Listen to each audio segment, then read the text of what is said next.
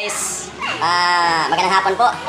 Alam nyo sa balat ng lupa, akala natin, yung manok na makikita natin sa pangkaraniwang manok, yun lang ang manok na yun. Hi naman kayo dyan. Ayan po mga kasama natin. Ayan, shout out tayo dyan. Mga kasama natin. Ayan, hi. Ayan si Buddy. Tapos yan si Nestle. Ayan po, say hi naman kayo dyan mga friends. Ito yung pinuntahan natin ngayon dito. Mula pa sa Dipolog yung binibiyahe namin. Nagpunta kami dito sa Sindangan. Tapos nagpunta kami sa Tagigon. Oh, ito. Dahil lang sa kakaibang manok. Ayan, nakita niyo yung kakaibang manok sa balat ng mundo. Ayan, nag-iisa lang po yan. Ayan. Say hi to your friends. Hello. Oh, see? Tingnan mo yan. Ayan. Ayan, si Bingkat. Ayan, tingnan mo yung kakaiba yung itsura niya. No? Oh, nagalit pa siya, nagalit. Ayaw pahawak eh. Marte kasi to.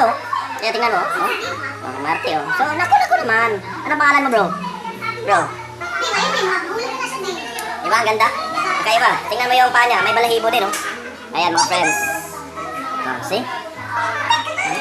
Kala ko isa lang talagang klaseng manok, yung manok na tumilaok. Ito din pala. Kakaiba ang manok ito kasi parang aso, yung ano niya, kumakahol to eh.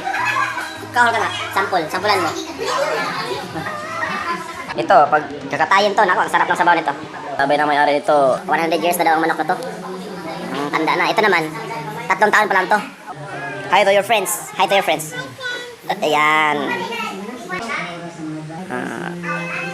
Say hi, Beng, say hi. Hello.